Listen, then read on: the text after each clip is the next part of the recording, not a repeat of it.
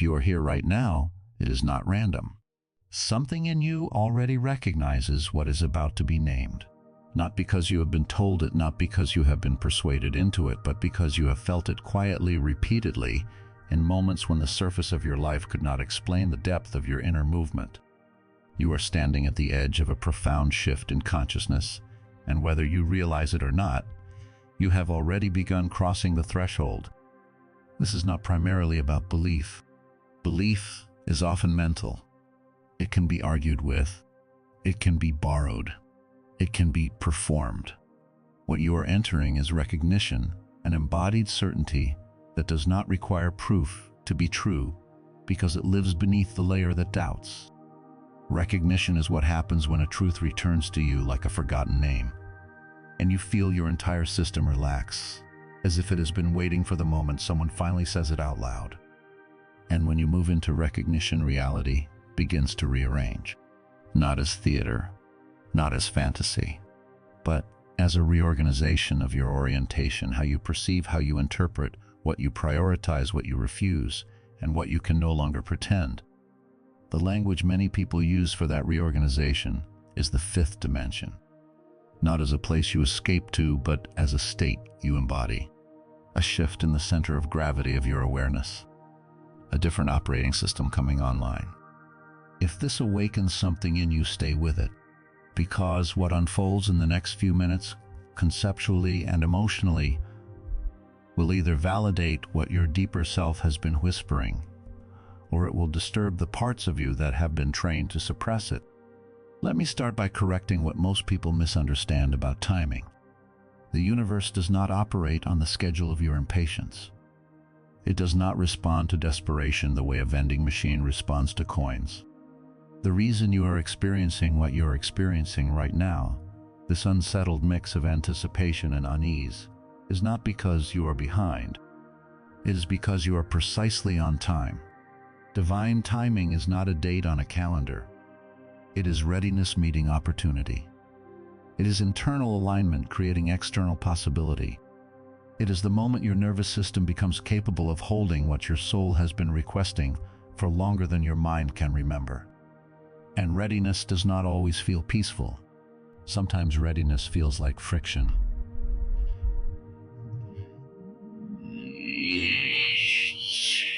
Being too large for the life you are still wearing. You have been feeling it, haven't you? That sensation.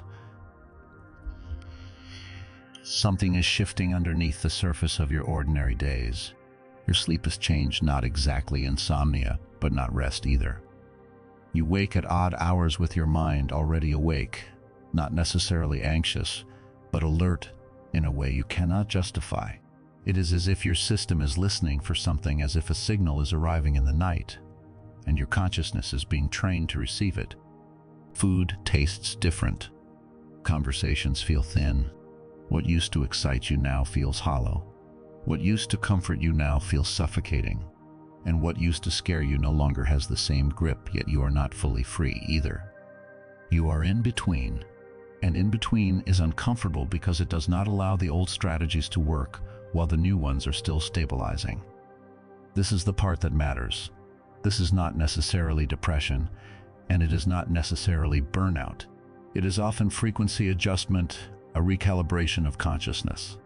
Your awareness is shifting toward a more coherent state, and your body, emotions, and perception of time are trying to catch up. The physical organism is conservative. It likes the known. Even when the known is painful, it is predictable. Transformation asks the body to release predictability. So it protests. It stirs. It creates sensations that can feel disruptive. This is what nobody tells you about spiritual evolution. It rarely feels spiritual at first. It feels like disturbance. It feels like discomfort. It feels like losing your grip on reality, when in fact you are losing your grip on illusion. The density of survival-based thinking, the constant loop of fear, control, and proving begins to fall away. And when something dense falls away, it leaves space. That space can feel like emptiness, and emptiness is terrifying to the part of you that equates stability with constant noise. Most people panic inside that space. They rush to fill it. They reach for distractions. They return to old relationships, old habits, old identities, not because those things are aligned, but because those things are familiar. Yet you have not fully panicked. You have stayed. You have searched. You have questioned. And that tells me everything about where you are. You are not collapsing. You are recalibrating. The isolation you have felt is not rejection. It is refinement. Source, whether you name it God, the universe consciousness, or simply life, has been removing people, situations, and patterns that anchored you to an old frequency. Not because those people or situations were inherently bad. Not because you are better than anyone, but because they cannot come with you where you are going. And where you are going requires less baggage, less explanation, less compromise with your own truth. Consider what has naturally faded. Relationships that once felt essential now feel distant. Friendships that were built on shared distraction can no longer hold you. Environments that used to energize you now drain you within minutes. It is not that you have become cold. It is that you have become honest. You cannot sustain the performance of normality when normality feels like a lie. Even the misunderstandings have been part of the recalibration. Moments when you tried to explain what you were experiencing and people looked at you as if you were speaking a foreign language. Times when your sincerity was met with blankness, cynicism, or judgment. Those were not failures of communication. They were confirmation that you are operating from a different perceptual framework. You are reading patterns other people cannot see, feeling energies other people cannot feel, responding to guidance other people cannot hear. This is one of the signatures of fifth dimensional awareness. The shift from external validation to internal knowing. From reactive living to responsive being. From meeting others to agree with you to trusting what your own coherence reveals. But we must clarify what the fifth dimension means, because the term is often confused, mystified, commercialized, and sold as an escape hatch. It is not a place you go. It is not a cosmic elevator that lifts you out of your responsibilities. It is a state of consciousness you embody. It is living your life from a different center of gravity. In a typical third-dimensional orientation, consciousness is governed by survival. Fear drives decisions. Scarcity shapes perspective. The past haunts you. The future terrifies you. The present becomes a battlefield between regret and worry. You are constantly reacting, defending, proving, accumulating, preparing for the worst, while hoping for better. The world feels like something happening to you, and your job is to control it. A fourth dimensional orientation introduces time as fluid. It awakens the idea of multiple timelines, multiple versions of self, the possibility that reality is not fixed. Yet there is often still attachment to outcome, still identification with story, still subtle spiritual materialism, collecting experiences and insights like trophies, using spirituality as another way to chase control.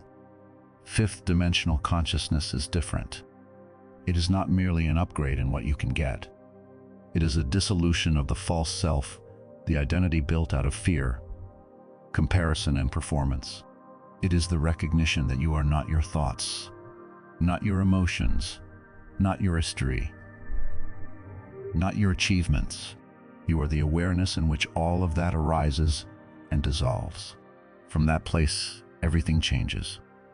Decision-making becomes simpler because you are no longer deciding from desperation or desire. You are responding to what wants to emerge through you. There is less forcing, less bargaining, less arguing with life. You still act, but your action is cleaner. It is not fueled by panic. It is guided by coherence. Relationships transform because you are no longer seeking completion from another person. You meet others as whole meeting whole. You stop asking, "Will you validate me?" and start asking, "Are we aligned?" This is not superiority. It is clarity. When you stop outsourcing your worth, you stop negotiating your integrity. Time loosens its grip because you become more present. You still plan, but you do not live inside the plan as a prison. You understand that the present is not a corridor you rush through. It is the only point where reality is actually accessible.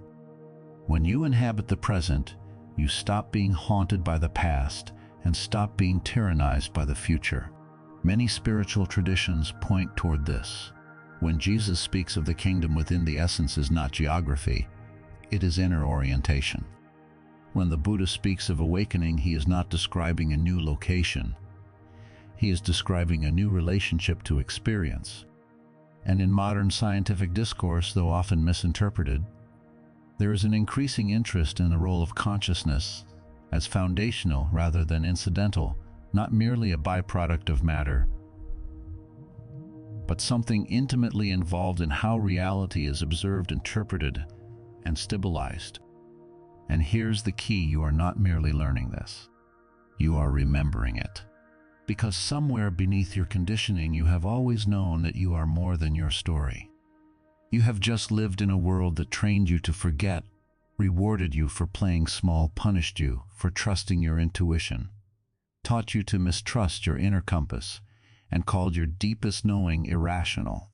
But the training is wearing off. The conditioning is cracking. The old operating system is glitching, and a new one is coming online. That is what you are feeling. That is why you are here. Now, because you are human, you want signs. You want confirmation that what you are experiencing is not a breakdown, but a breakthrough. And there are markers, unmistakable ones, that this transition is real. First, your tolerance for superficiality collapses. Small talk becomes physically uncomfortable. Surface-level interactions drain you quickly. You cannot engage in conversations that avoid truth anymore. People may interpret you as difficult, intense, or distant. But what is actually happening is that your consciousness can no longer conform to collective unconsciousness. You cannot keep performing normal when normal feels like self-betrayal. Second, your emotional reactivity changes. Things that used to spiral you now move through you with less disruption. Not because you are numb, but because you have developed space between stimulus and response. You can watch emotions arise without being consumed by them. That space is one of the clearest signs of higher integration. You are no longer identical with your inner weather. Third, synchronicities increase, repeating numbers, conversations echoing your private thoughts books, arriving with exactly the message you need, people appearing at the precise moment. The point is not to become superstitious. The point is to recognize coherence. When your inner signal becomes cleaner, your perception begins to notice patterns that were always there, and your life begins organizing itself with less friction because you stop fighting what is aligned.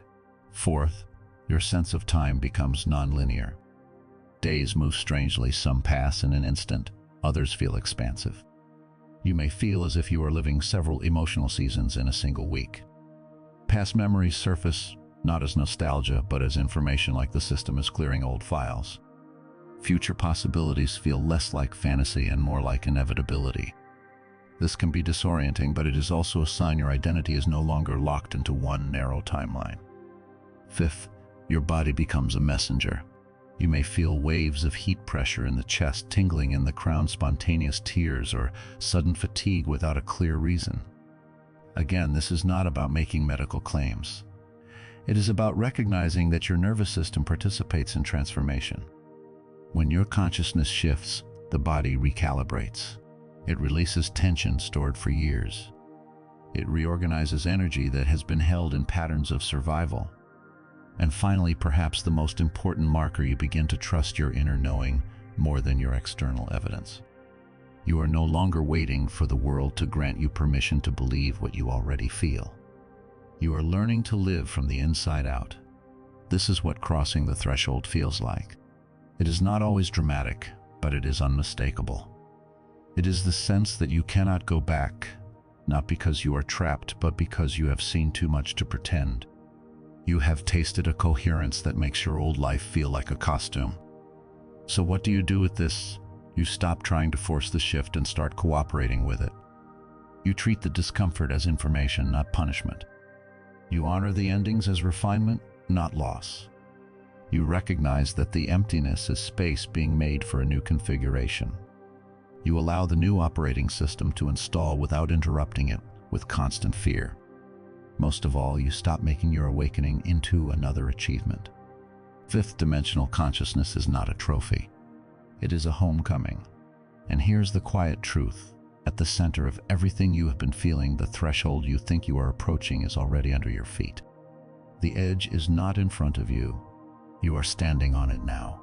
Your restlessness, your sensitivity, your intolerance for the false, your hunger for meaning, these are not signs you are lost. They are signs you are remembering. So stay with what you know.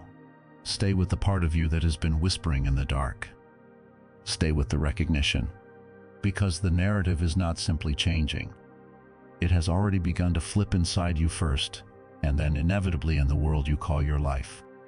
Hours disappear in what feels like minutes. A single conversation can swallow an afternoon. Then without warning, a moment stretches into eternity, a quiet pause at the sink, a breath in the dark, a look out the window, and you feel as if the universe has widened around you. You remember things that have not happened yet. You feel nostalgia for futures you are moving toward, as if your heart is already living there, while your body is still walking the final blocks. This temporal fluidity is not you losing it. It is your consciousness expanding beyond the prison of purely chronological time. In the earlier phase of your lifetime felt like a ruler, measurable, rigid, relentless. You lived inside deadlines, inside waiting, inside the pressure of not yet. But now something is dissolving. You are beginning to touch what mystics have called the eternal. Now, not as a concept, but as an experience. It is disorienting because it rearranges the way you have organized your identity. If time becomes less linear, then identity can no longer be a single fixed story. It becomes something more like a field, multiple versions of you existing in potential, and your awareness learning how to select what becomes real. And as your perception changes, your body changes with it.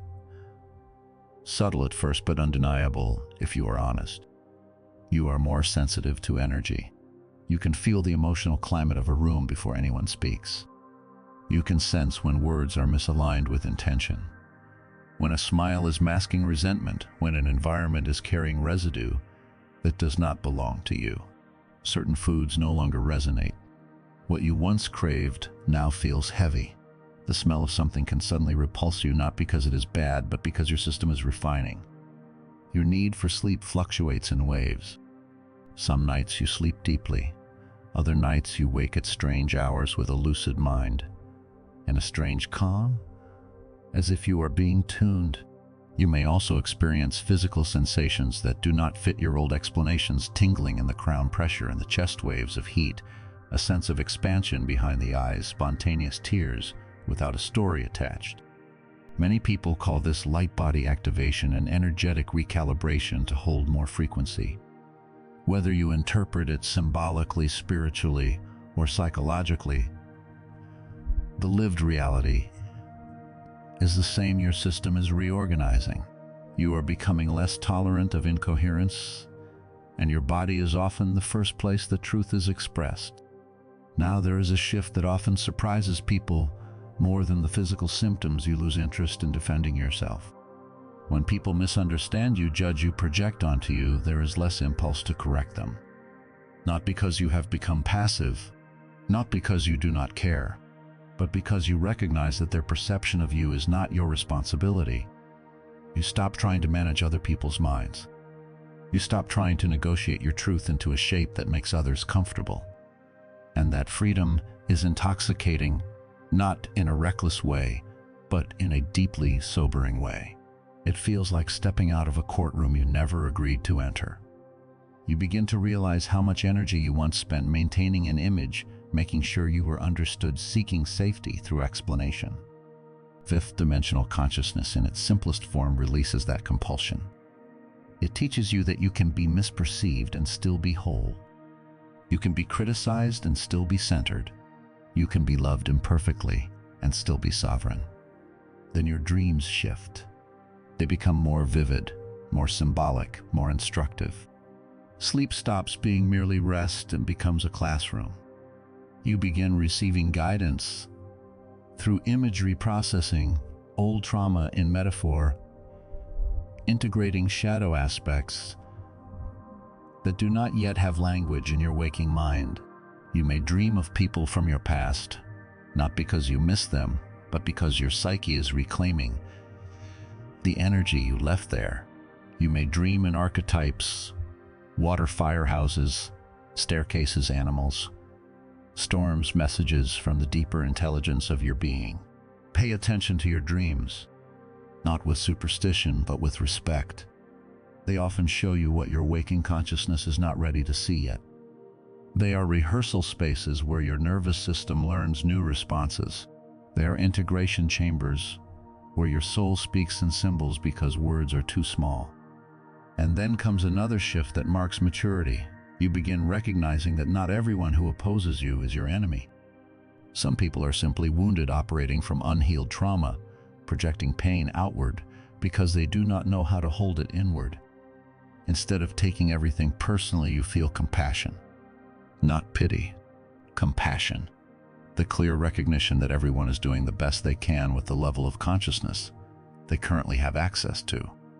This does not make you naive. It does not make you permissive. It makes you precise. You stop wasting energy on hatred.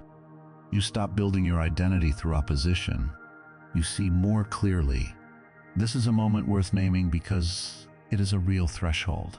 When you can hold compassion without losing your boundaries, you are no longer trapped in the old polarity of victim and villain. You are operating from discernment. So take a moment and let this be more than words. I am no longer who I was. I am becoming who I have always been. Say it aloud if you can feel it in your body. Not as a performance, as a declaration, as a signal to the field of your life. I am ready. I am willing. I am open to the transformation that is moving through me. Now here is what many spiritual teachings get wrong. They make this shift sound gentle, as if you are simply ascending into bliss while everything stays intact. That is not how it works. Fifth dimensional consciousness does not eliminate challenge. It transforms your relationship to challenge. You still experience difficulty, loss, uncertainty, but you experience it differently. In third dimensional consciousness, challenge is interpreted as evidence of failure. Something is wrong. You are being punished. The universe is against you. You collapse into meaning, making that center sphere. You become reactive. You tighten. You try to control. In fifth dimensional consciousness, challenge becomes information. What is this showing me? What is trying to emerge through me? What old pattern is being revealed so I can finally release it? You do not romanticize suffering. You simply stop treating it as proof that life is hostile. Difficulty becomes a teacher rather than a verdict. So when I say you are entering fifth dimensional awareness, I am not promising your life will become easy. I am saying your life will become real. You will stop pretending, stop performing, stop shrinking. And that realness often costs you comfort. It can cost you relationships built on your compliance. It can cost you roles built on your silence. It can cost you the version of yourself that earned approval by being small. But what you gain is immeasurable. You gain your soul back. You gain access to true power, not power over others, but the power to create through coherence rather than force. You gain the ability to move through the world as a sovereign being, no longer at the mercy of external circumstances, no longer begging reality to be different, but responding to reality from a center that cannot be purchased, threatened, or manipulated. This brings us to an important fear. Many people carry the fear that becoming more conscious will disconnect them from the divine, that if they become more aware, they will become less spiritual, as if maturity somehow distances you from God. That fear is backwards. True spiritual evolution does not take you away from Source. It removes everything that stands between you and Source. Fifth dimensional awareness does not make you less connected to God. It reveals that you were never separate from God in the first place. Separation was always illusion, an optical trick of the ego, a misinterpretation of the mind, a survival strategy that mistook independence for abandonment. As that illusion dissolves, what remains is raw, unfiltered truth. You are an expression of divine consciousness, having a temporary human experience. And from that recognition, everything becomes sacred. Everything becomes prayer, not because you turn life into ritual, but because life reveals itself as ritual. Every conversation becomes a ceremony of presence. Every choice becomes an act of creation, not because you are trying to manifest like a magician, but because you realize your state of being shapes what reality can do through you. This is also where forgiveness becomes possible in a new way, not because offenses do not matter, but because you recognize that people are operating from their current level of awareness. You cannot demand clarity from someone who is still looking through fog. You can hold accountability without hatred. You can establish boundaries without requiring the other person to understand them. Judgment transforms into discernment. Discernment is not the moralizing of good and bad. It is frequency recognition. You begin to notice what someone is broadcasting: fear, manipulation, sincerity, integrity, depletion, coherence. And you decide whether that frequency is compatible with your own. Some people are meant to walk with you. Some people are meant to teach you through contrast. Some people are meant to wave goodbye from a distance. The mastery is learning to release without resentment, to honor what was without clinging to what is no longer alive, to say thank you to the lessons without demanding closure from anyone except yourself. Now we need to speak honestly about a dimension of this transition that is uncomfortable but real. You may experience loneliness, not merely the loneliness of being physically alone, but the loneliness of being perceptually alone. You see things others do not see.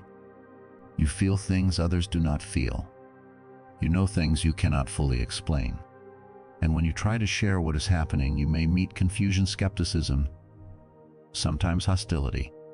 People may tell you you are overthinking, too sensitive, too intense. They will invite you back to normal. And you will not be able to go, because once the door of perception opens, it does not close. You cannot unsee what you have seen. You cannot unknow what you have known. This is the price of awakening. You become a bridge between worlds, and bridges do not fully belong to either side. You are too awake for the sleepers and not yet settled enough for the fully realized. You live in the in-between. The in-between is sacred, and it can be isolating. But you are not meant to stay isolated. Transformation does not only happen in solitude, it also happens in relationship. That is why community matters, not as dependency, but as resonance. A field of coherence where those who are misunderstood can be seen, where the lonely can find their frequency reflected, where seekers can become knowers together. We do not need each other because we are weak. We need each other because we are relational beings, and coherence is strengthened through mirroring, witnessing, and shared truth. Now, let us address time directly, because your experience of time may be one of the most disorienting aspects of this shift. In third-dimensional consciousness, time is linear: past, present, future in a straight line. Cause precedes effect. Memory informs identity. You carry history like baggage and project fear into an imagined future. You live inside someday. You believe that if you can manage the future, you will finally be safe. But in fifth-dimensional consciousness, time becomes fluid, flexible, sometimes simultaneous. You begin to sense that the past, present, and future are not separate locations, but different perspectives inside one vast field. The reason they feel separate is because human perception is limited. It processes experience sequentially. As those limitations soften, you begin accessing information from timelines you have not yet lived. You feel the pull of futures organizing themselves around your becoming. This is not an excuse to abandon responsibility. It is an invitation into temporal mastery. The great spiritual teachers did not dismiss tomorrow. They taught you how not to be enslaved by it. When you are fully present, when you are completely here, you access the only point where all timelines can be influenced. The eternal now contains everything past, present, future, all versions of you, all potential pathways existing simultaneously in the quantum field. And your awareness is the navigator. So when time feels strange, when you feel nostalgia for a future, when hours vanish, when moments expand, do not immediately label it dysfunction. Consider that it may be a sign of expansion. Your consciousness is no longer confined to the narrow corridor of survival time. You are learning to live from a wider horizon, and that wider horizon changes what you choose. It changes what you tolerate. It changes what you call success. It changes what you call home. You are not becoming someone new as much as you are returning to what has always been there beneath conditioning, a self that knows. A self that can be present without fear. A self that can release without resentment. A self that can love without losing boundaries. A self that can meet reality as a partner rather than an enemy. This is the threshold, and you are already on it. Where you place your attention determines which timeline you tune into. This is not just a poetic metaphor. It describes a lived mechanism of experience. Attention is not a neutral flashlight. It is a creative instrument. It selects, amplifies, and stabilizes whatever it rests upon. So when you ruminate on past trauma, you are not merely remembering. You are reactivating the emotional circuitry of that timeline, in the present, inviting its sensations, assumptions, and reflexes to become the lens through which you interpret what is happening now. And when you obsess about future catastrophe, you are not simply planning. You are rehearsing a potential in the body. You are feeding that probability with cortisol imagery and expectation until it begins to feel inevitable. The mind then treats the rehearsal as reality, and the nervous system responds accordingly. This is how fear collapses possibilities into patterns, not because you are being punished, but because whatever you repeatedly energize becomes the dominant channel your system inhabits. But when you rest in presence, when you simply become here now, you free yourself from the tyranny of time. You stop dragging the past into the room and stop dragging yourself toward imagined futures. You release the compulsive storytelling that keeps you locked in survival. In that release, you allow the highest possible timeline to emerge organically, not forced, not manufactured, but revealed. This is why spiritual traditions emphasize meditation, contemplation, stillness. Not because sitting quietly is inherently virtuous, and not because silence makes you better. Stillness is emphasized because it functions like a portal. It interrupts the loop of avoidance and pursuit. In stillness, you stop running from the past and chasing the future, and you drop into the only moment that actually exists, the present. And from that point, this point, you have access to everything because you are no longer fragmented across time. But here's the crucial distinction: presence is not passive. Presence is the most active state of consciousness available to you. To be truly present is not to become numb, detached, or indifferent. It is to become coherent. It is to gather your scattered attention back into one beam, one center. It is to bring your life force home from all the places it has been leaking: old arguments, imagined disasters, unfinished conversations, unhealed memories, compulsive comparison. When you do that, you are not merely observing reality. You are participating in its creation. From a spiritual perspective, this is what it means to be a conscious creator. From a scientific metaphor, people often call it. In simple language, your awareness stabilises what it attends to. You choose which version of reality becomes solid, not by controlling the world with ego, but by choosing your orientation with coherence. When you are unconscious, your attention is dragged around by fear, desire, and habit, and your life reflects that fragmentation. When you become conscious, you stop being dragged and you begin to steer. This is what entering fifth-dimensional awareness means in practical terms. It is not escape. It is responsibility at a higher level, the responsibility of recognizing that the quality of your attention is shaping the quality of your life. And as that responsibility matures, your relationship to desire changes. You stop asking reality to give you what you want and start asking what reality wants to create through you. This is a subtle but decisive shift from consumption to collaboration, from demanding outcomes to becoming an instrument of emergence. It does not erase your preferences, but it places them inside a wider intelligence. You begin to sense that your life is not merely yours to manage, it is yours to align. This is also where prayer transforms. In survival consciousness, prayer can be transactional. Give me this. Fix that. Remove this pain. Change this person. Protect me from what might happen. There is nothing wrong with these prayers. They are human. But they often arise from fear and scarcity, and they keep you in negotiation with the divine, as if the universe must be convinced. In coherent consciousness, prayer becomes surrender. Show me what is true. Align me with what is meant. Use me for what is highest. You stop begging and start listening. You stop demanding specific outcomes and start requesting alignment with divine will, however you define it.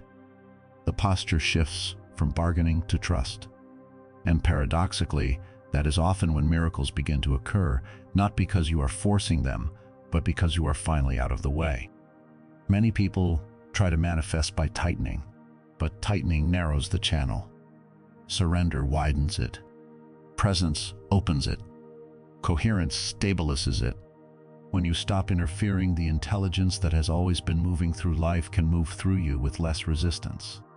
Now we need to speak about healing, because you cannot sustainably embody higher consciousness while carrying unprocessed wounds as if they are your identity. The invitation of this shift is not to forget, suppress, or deny what you have lived through. The invitation is to integrate and then release. You have been carrying burdens that were never truly yours to carry. Guilt for things you could not have known. Shame for being sensitive in a world that rewards hardness. Anger at yourself for choices you made when you were operating from woundedness rather than wisdom. And these burdens create energetic density. They tether you to lower frequencies, not as punishment, but as physics of the psyche. What remains unintegrated becomes heavy, and what is heavy holds you in survival. Healing in this context does not mean erasing the past. It means changing your relationship to the past. You stop living inside the story of what happened to you and start recognizing that story as one chapter in a much larger narrative. The trauma was real. The pain was valid, but it is not the whole truth of who you are. It is not the final word on your identity.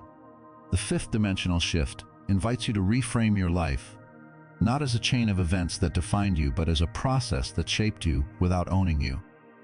And here is a truth that many people avoid: unforgiveness is not only anger toward others.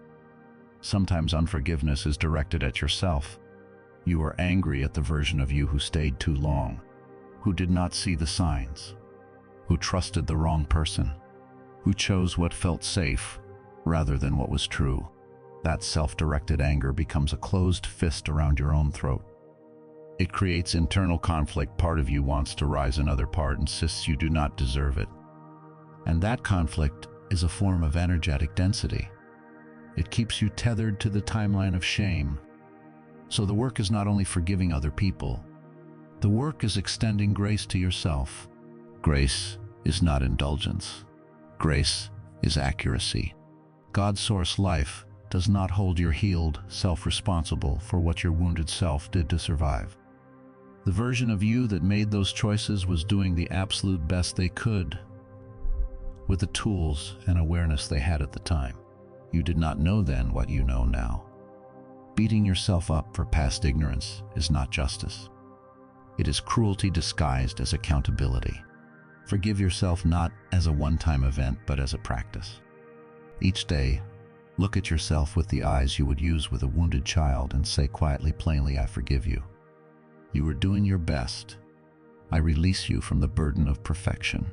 Watch what happens in your system when you stop treating yourself like a criminal and start treating yourself like a human being who learned through fire. Healing also requires releasing identities that once served you, but now confine you. The identity of the one who always struggles. The identity of the one who is always overlooked. The identity of the strong one who never needs help. the identity of the caretaker who earns love by overgiving. These identities are not character flaws, they are survival strategies. They were ways your psyche navigated environments that felt unsafe. They kept you alive. They protected you. But they are not who you are. They are costumes you wore. And now your evolution is asking you to step out of them. You are allowed to become softer, even though you had to be hard for so long.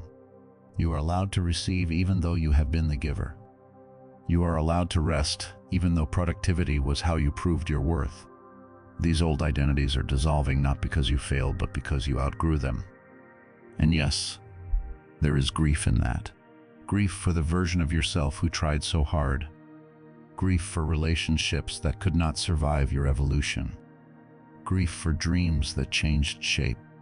Do not bypass the grief. Let it move. Grief is not a lack of faith. Grief is love with nowhere to go.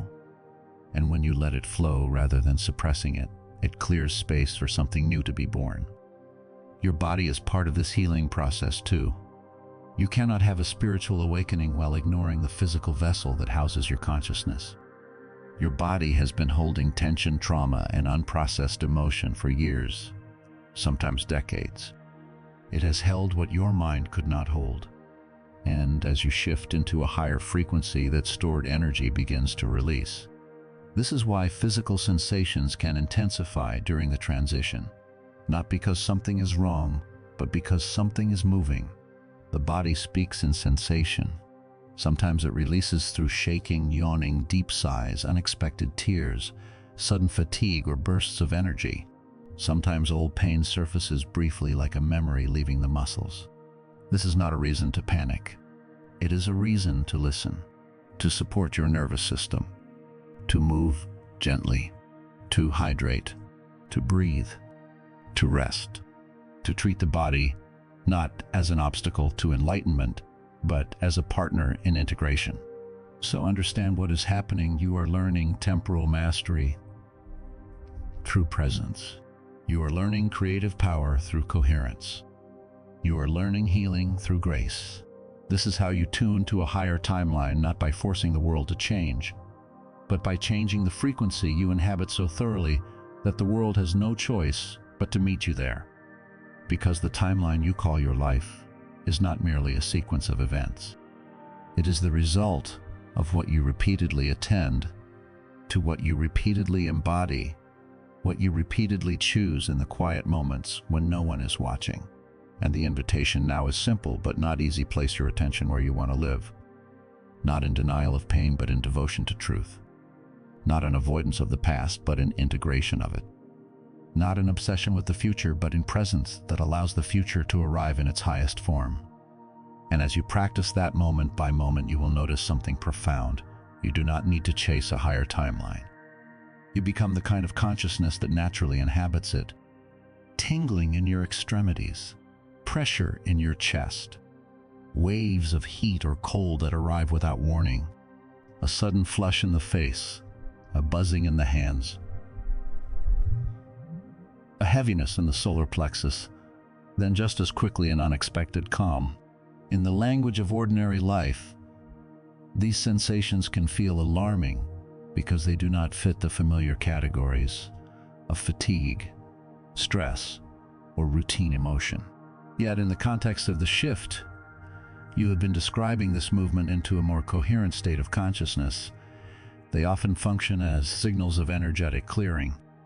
Not because your body is malfunctioning, but because your nervous system is recalibrating. When consciousness expands, the body must renegotiate its relationship with safety. The old state survival consciousness kept you braced. It trained your muscles to hold tension, your breath to shorten your heart, to anticipate threat, your mind to stay vigilant. Even when life appeared calm, your system often remained on guard. Now something is changing. Your awareness is widening and the body is being asked to hold more presence than it was accustomed to holding. It is learning a new baseline.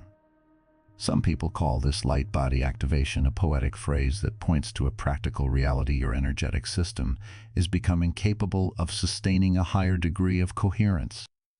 It is not an escape from being human. It is an upgrade in how fully you inhabit being human. Your physical form is learning to carry more consciousness without collapsing back into fear. So be gentle with your body during this time. Rest when you need to rest, not as indulgence but as wisdom. Move when you need to move, not to force transformation, but to help energy complete its cycles. Hydrate. Breathe deeply enough to tell your nervous system it is safe. Nourish yourself with food that actually feeds you, not food that merely fills you. This matters more than people realize because the body is not separate from your spiritual journey. It is the sacred vehicle through which your consciousness experiences this dimension. If you neglect the vehicle, the journey becomes harder than it needs to be. And that brings us to a grounded question. What do you actually do in the next 24 hours to align yourself with this shift, not to manipulate it, not to force it, not to turn awakening into another performance, but to position yourself to receive what is already unfolding? Begin with stewardship of your inner atmosphere. Be ruthlessly selective about what you allow into your field.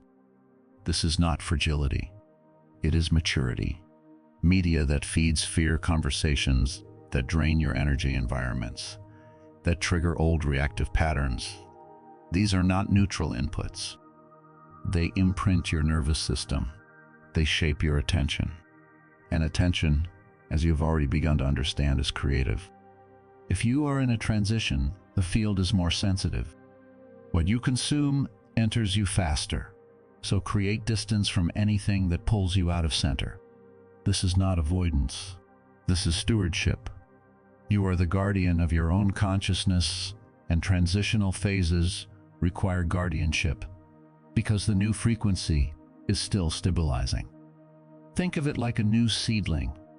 You do not place a seedling in a storm and tell it to prove its strength. You protect it long enough to root. Your emerging self deserves the same care. Second, create space for stillness. Not meditation as a performance, not spiritual practice as another item on a productivity list, but genuine quiet where you are simply present with yourself. Sit. Breathe. Notice. Let your nervous system settle. Let your mind slow down. Let your spirit expand without needing to name what is happening. Stillness is where insight emerges, not because stillness is magic, but because stillness removes the noise that hides truth. In stillness, you can feel the difference between compulsion and guidance, between fear and intuition, between urgency and clarity. The loudest parts of you finally stop speaking long enough for the deepest part of you to be heard. Third, pay attention to subtle nudges. A thought that brings calm, a direction that feels gentle but clear, a sense of release around something you have been gripping too tightly, a quiet no in your body even if your mind is arguing. Yes, these are not random.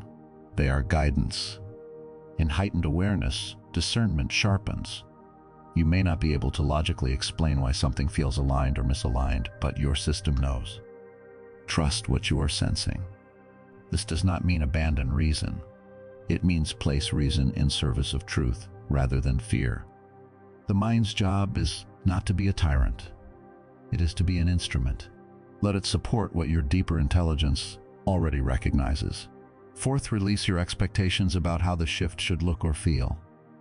You are not going to wake up tomorrow with angels announcing your ascension. The shift is often subtle. It reveals itself not in dramatic visions, but in your responses to ordinary moments. You notice you are more patient, more present, less reactive, more grounded. You notice you no longer need to prove yourself in conversations. You notice you can tolerate uncertainty without panic. That is the evidence of transformation, not spectacle, but sovereignty.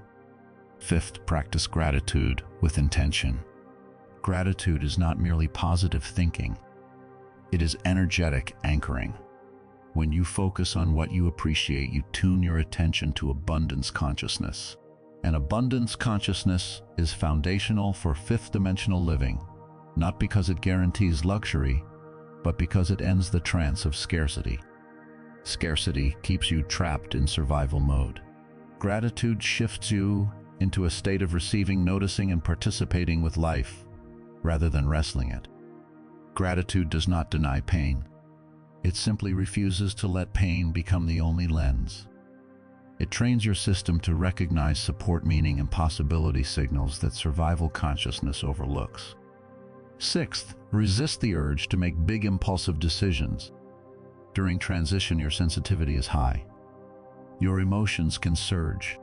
Your mind can interpret intensity as truth. Unless there is unmistakable peace accompanying a choice, wait. Clarity will come. Forcing is counterproductive.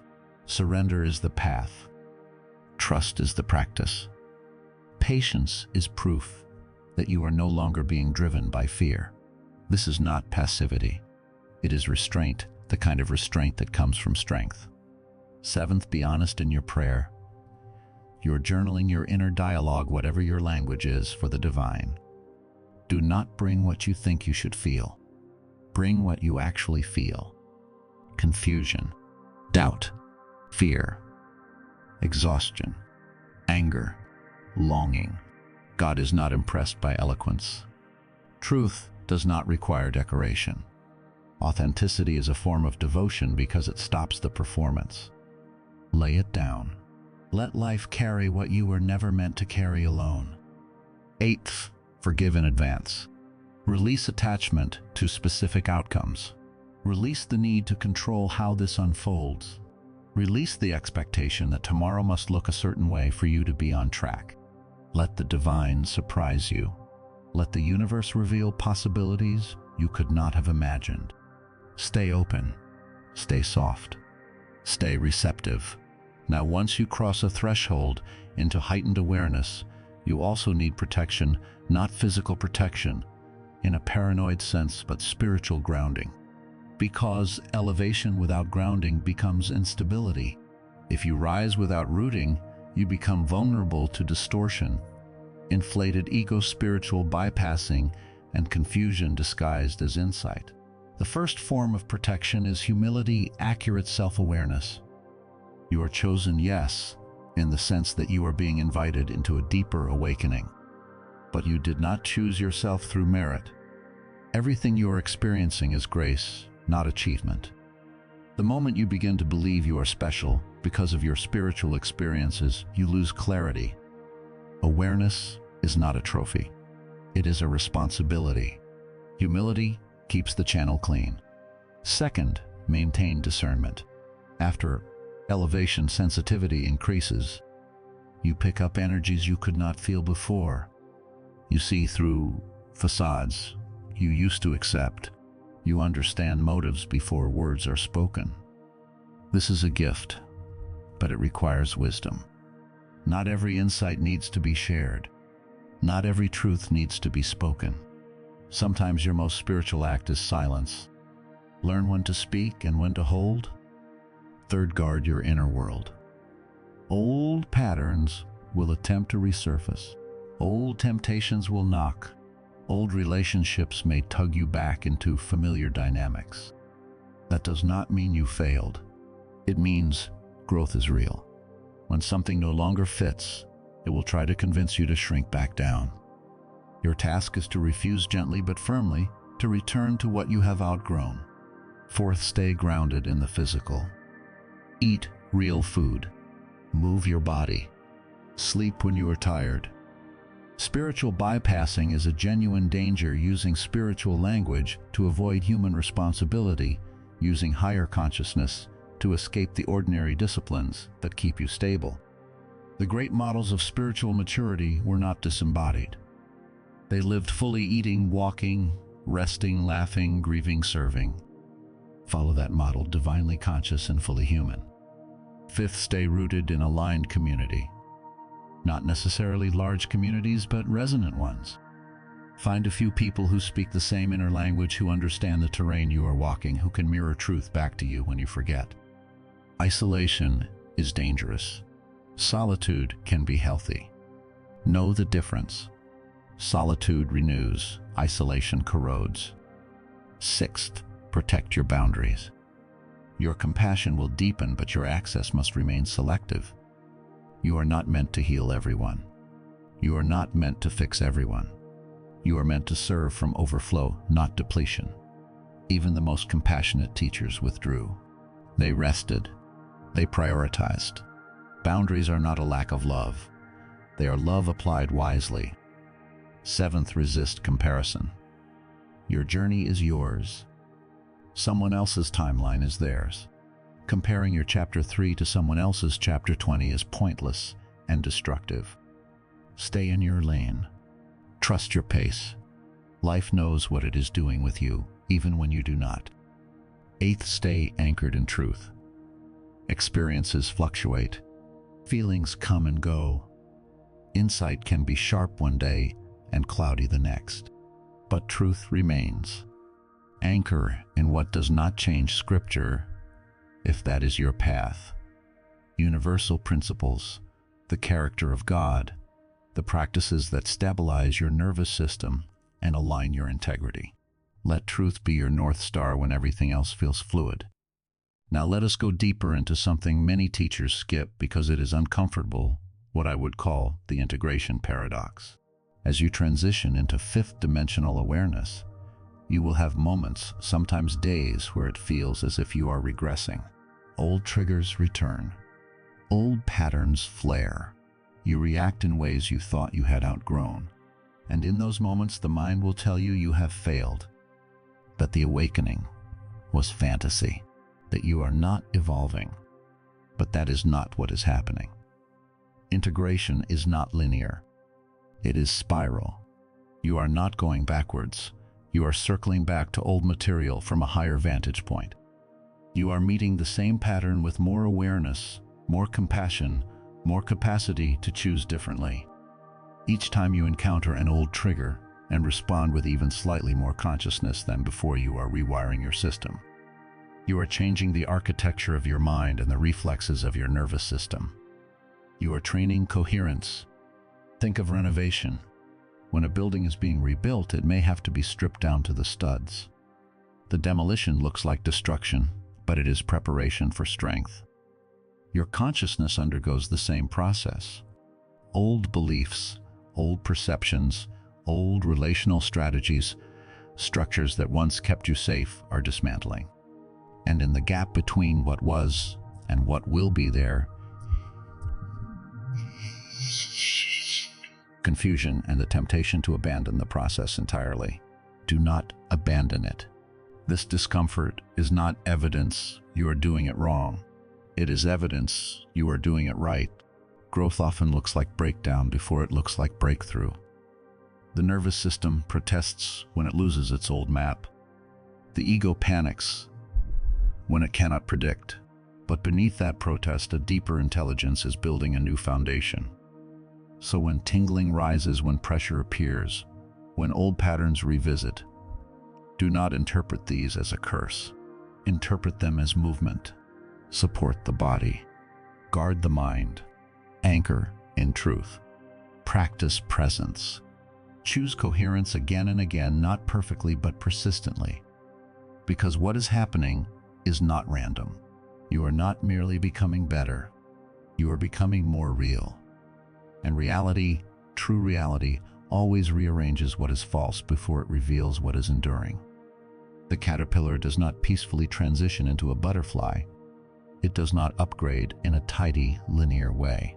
It enters the chrysalis, and for a time it dissolves so completely that from the outside it could be mistaken for death.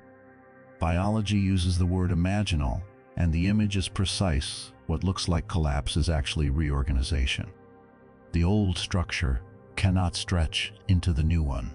It must soften, break apart, liquefy, and become available to something entirely different. That is why this phase can feel terrifying.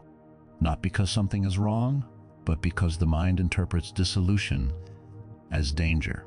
The nervous system reads unfamiliarity as threat. You feel as if you are falling apart because, in a very real sense, you are falling apart. At least the version of you that was built to survive, to perform, to manage, to anticipate. You are in the chrysalis right now.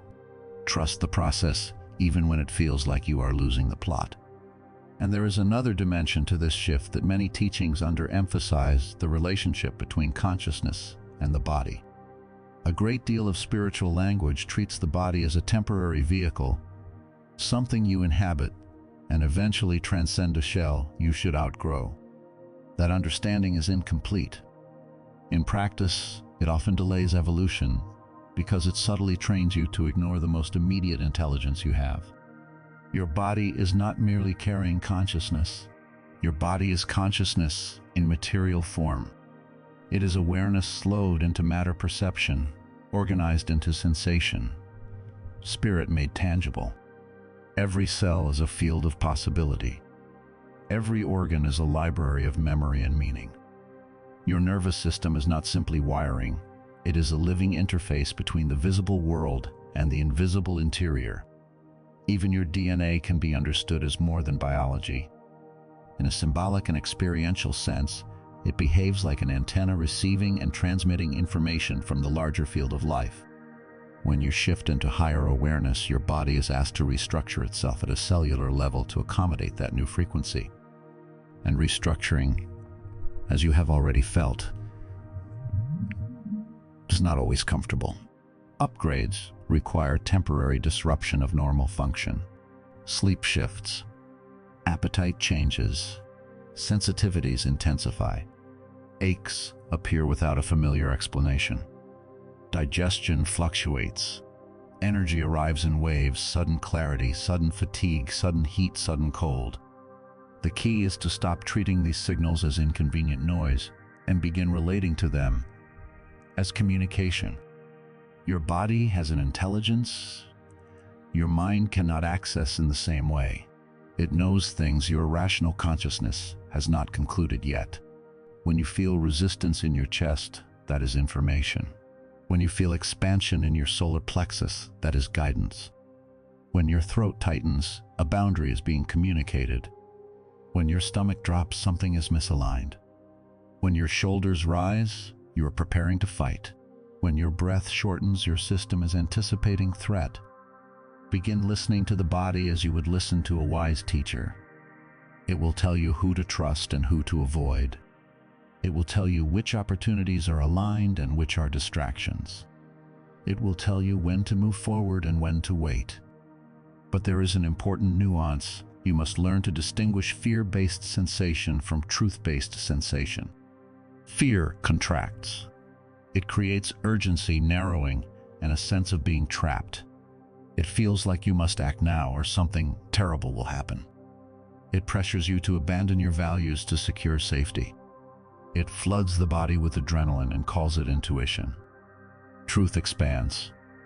Even when truth is uncomfortable, even when it requires difficult choices, there is an underlying spaciousness, a grounded clarity, a sense of rightness. Truth may still bring trembling grief or a sober seriousness, but it does not bring frantic compulsion. It brings steadiness. It makes you feel more yourself, not less. It does not demand you shrink. It invites you to stand upright. Learn your body's language, and you will have a guidance system more accurate than any external authority. Now, as your embodiment deepens, another phenomenon becomes harder to ignore: timeline shifting. In third-dimensional consciousness, reality feels fixed. What happened, happened. What is, is. You are subject to circumstances, reacting to events as they unfold with only small pockets of agency. You deal with life as if life is happening to you. But as your awareness expands, you begin to sense something subtler: that your lived reality is shaped not only by events but by your state. Quantum language offers a metaphor many people find useful. Reality exists as a range of possibilities until observation stabilizes one experience. Whether you interpret that literally or symbolically, the lived implication is undeniable. Your dominant frequency, your habitual thought patterns, your emotional set point, and your nervous system baseline influence which possibilities you repeatedly access. You are not moving through one fixed timeline like a train on a single track. You are constantly selecting from parallel pathways through attention, belief, emotion, and choice. Every decision you make, every meaning you assign, every emotion you sustain is like turning a dial. It tunes you to a version of reality that matches the signal you are broadcasting. So when you shift consciousness, you do not merely change how you perceive life. You change what life can do through you. You step into a timeline where different opportunities become available, where different people feel resonant, where different solutions appear plausible, because your perception is no longer trapped in old assumptions. This is where fifth-dimensional awareness becomes practical. It is not fantasy. It is not a refusal of reality. It is a higher literacy of reality. It does not mean you can materialize a mansion through wishful thinking. It means you can align with the timeline where your highest possibility is already unfolding, and from that alignment, you take action that is coherent, inspired, and sustainable. You stop acting like a person who is bracing for disappointment, and you begin moving like a person who expects life to meet them. Most people live in timelines that match unconscious programming. They replay old trauma, project past pain into future scenarios, and then wonder why life keeps presenting the same problem in different packaging. Their consciousness is locked in a repetitive loop: fear, control, disappointment, reinforcement. And that loop generates a matching trajectory. But when you become conscious, when you catch yourself inside the loop and choose differently, you create a split. One version of you continues down the old track. Another version steps onto a new one. This is not always dramatic. Sometimes it is as small as pausing before you send the reactive text. Sometimes it is choosing rest instead of self-punishment. Sometimes it is telling the truth when the old you would have performed. Sometimes it is leaving the room before you abandon yourself. These micro-choices are not trivial. They are portals. They are the moment the dial turns. This is why certain spiritual teachings describe being in the world but not of it.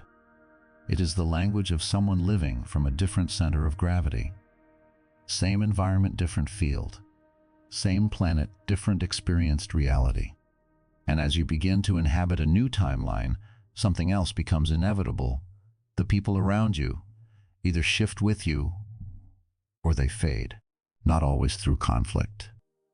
Sometimes through quiet distance, sometimes through sudden irrelevance, sometimes through a mutual sense that the connection no longer has oxygen. This is not necessarily moral. It is not you becoming better. It is resonance changing. You are no longer a vibrational match, so the relationship cannot sustain the same form. This is the deeper reason behind the isolation you may have felt. It is not only that you are becoming more discerning, it is that you are migrating into a different timeline, and not everyone is making that migration with you. Some people are meant to stay in your story. Others are chapters that close so new chapters can begin. You cannot force anyone to shift with you. You cannot convince someone to awaken as if awakening is an argument you can win. You cannot drag someone into a higher timeline. The only honest power you have is embodiment, to live the frequency you want to inhabit, and trust that everyone else is on their own path, even if that path diverges from yours. Now we must talk about shadow work, because this is where many seekers get stuck. They assume awakening means transcending darkness, rising above shadow, becoming pure light, being endlessly calm and radiant. But the deeper truth is almost the opposite. True awakening requires descent. It requires meeting the parts of yourself you have rejected, integrating what you have denied, and reclaiming the energy you exiled. Your shadow is not your enemy. Your shadow is the repository of disowned power.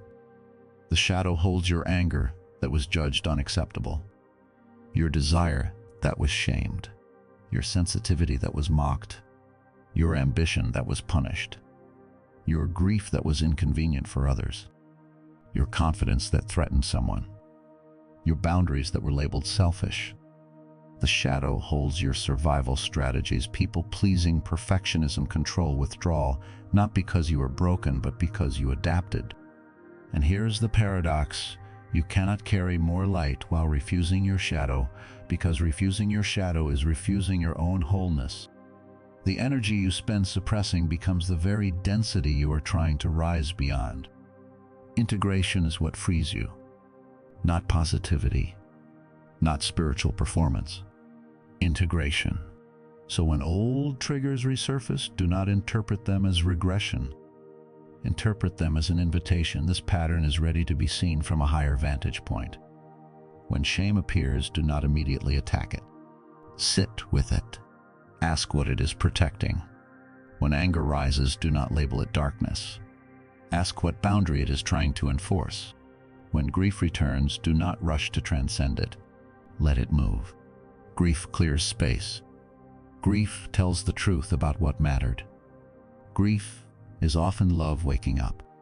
The chrysalis is not comfortable because it is honest. It strips you down to essentials.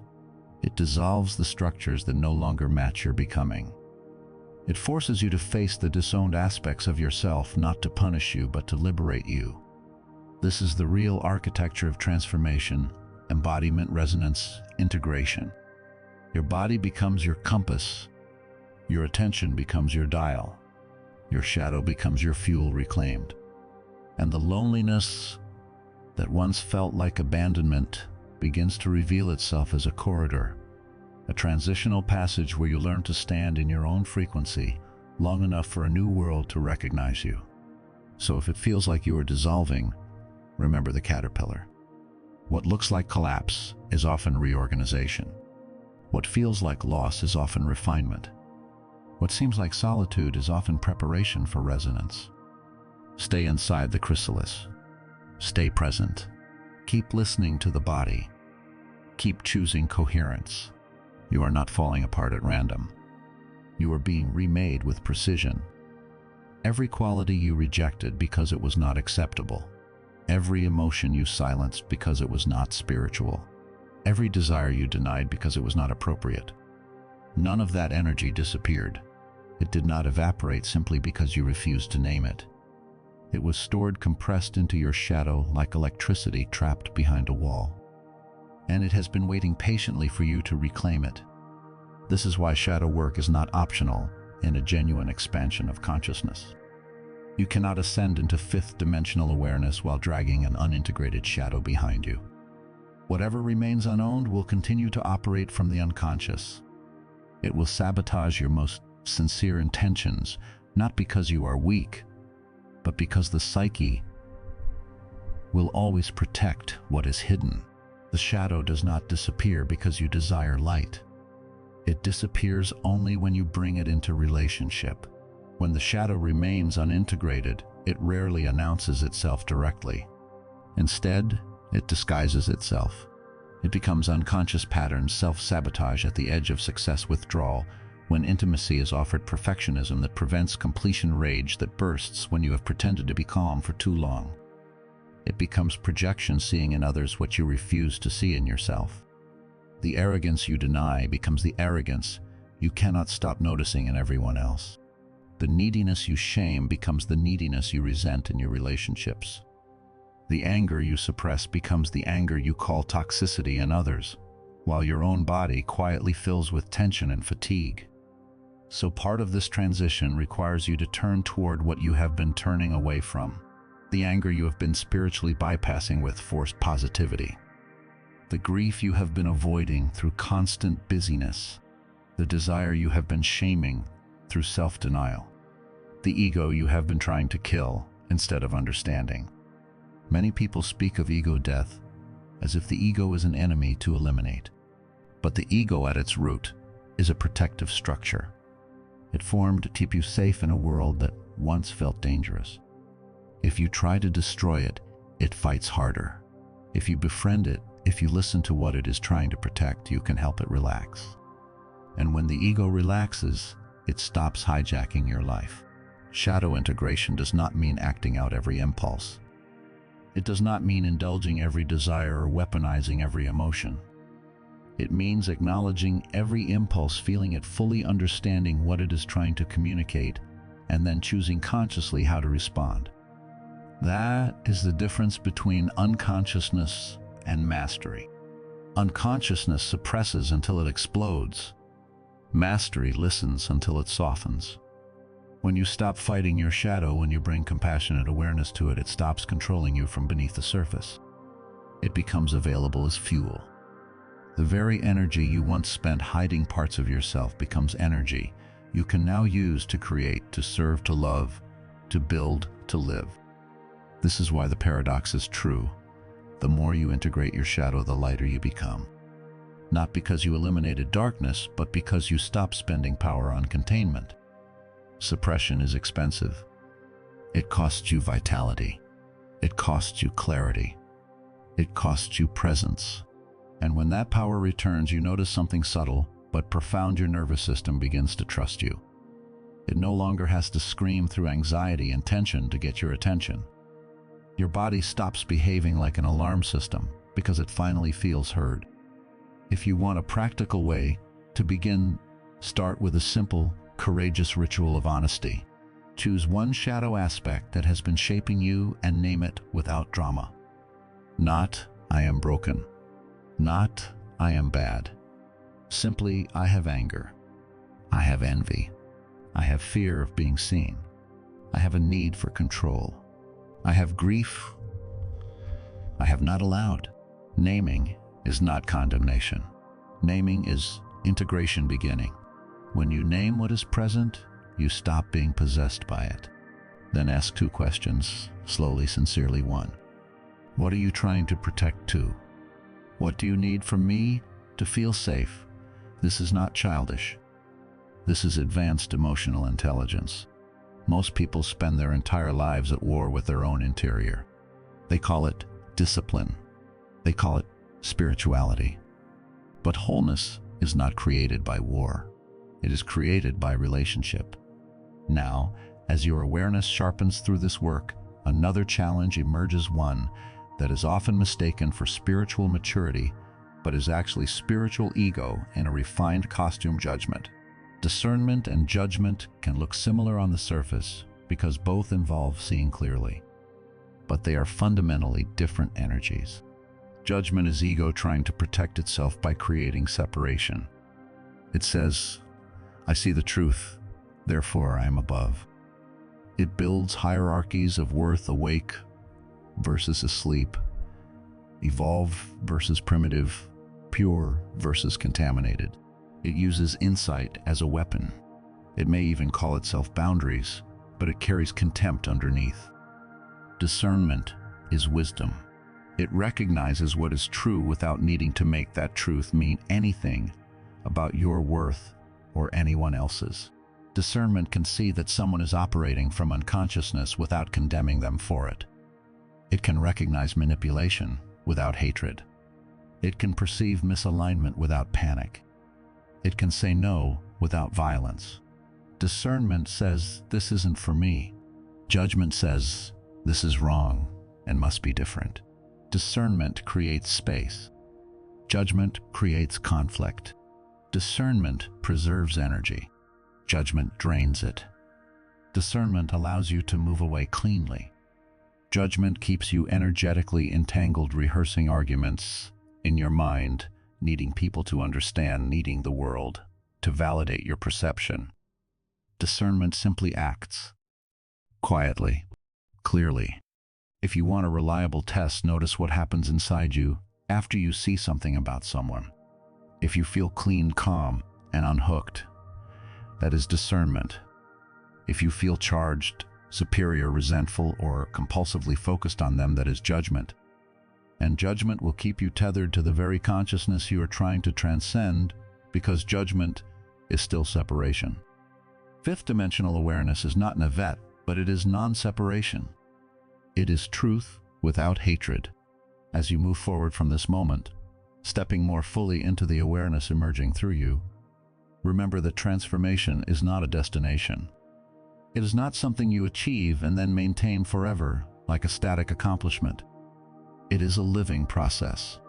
It requires ongoing participation, repeated willingness to release what no longer fits, continued choice to align with truth, even when truth is inconvenient. You will have days when you feel deeply connected, where everything flows and guidance feels loud.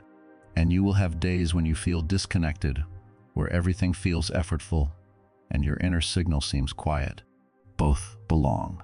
The connected days teach you what is possible. The disconnected days teach you that your worth is not dependent on your state. You are not more valuable when you are high vibe. You are not less valuable when you are struggling. Your value is not earned through spiritual performance. You are infinitely valuable because consciousness chose to express itself as you, because life needed the particular combination of qualities, wounds, gifts, and perspective that only you can carry. If you hold that truth, you will stop making your fluctuations into a verdict. You will stop calling a difficult day failure. You will see it as weather information passing through a vast sky. And this is where your earlier insight becomes essential again. Integration is spiral, not linear. Old patterns may return. Old triggers may surface, but you are not revisiting them from the same level. You are meeting them with more awareness, more capacity, more choice. Each time you respond with even a fraction more consciousness, you are rewiring your nervous system. You are changing your brain's architecture. You are building a new baseline. This is not mystical language. It is how human change works. Repetition, presence, compassion, choice. The body learns through what you practice, not what you promise. So keep going. Keep becoming honest with your shadow. Keep distinguishing discernment from judgment. Keep returning to presence when you drift into fear. Keep remembering that you are in the chrysalis, not because you are broken, but because you are being remade. And if you want a single anchor to carry forward, let it be this: you are not late. You are not behind. You are not broken. Nothing was wasted. Nothing was random. Every disappointment redirected you. Every loss cleared space. Every moment of isolation refined you. Every part of the journey prepared you for this threshold. Not because you became perfect, but because you became willing. Not because you have all the answers, but because you are finally asking the right questions. The fifth dimension is not somewhere you go. It is who you are when you stop pretending to be small. It is how you live when you stop apologizing for your depth. It is what emerges when you stop fighting yourself and start trusting the process unfolding within you. Rest when you need to rest. Listen to your body. Integrate what you once rejected. Move forward with peace, not panic. Curiosity, not control. Openness, not expectation. Let tomorrow reveal itself in its own timing. Let the divine surprise you. Let life show you possibilities you could not have imagined. You are not crossing this threshold alone. You are being guided, supported, held. The same intelligence that orchestrates galaxies is orchestrating your awakening. The same life force that grows flowers from seeds is growing new awareness through you. The shift is not coming to overwhelm you. It is coming to free you. Not freedom from life, but freedom in life, embodied presence within it. That is what you are entering. That is what has been waiting for you. And it begins not later, not when you finally fix yourself, but now each time you choose integration over suppression, discernment, over judgment and truth, over fear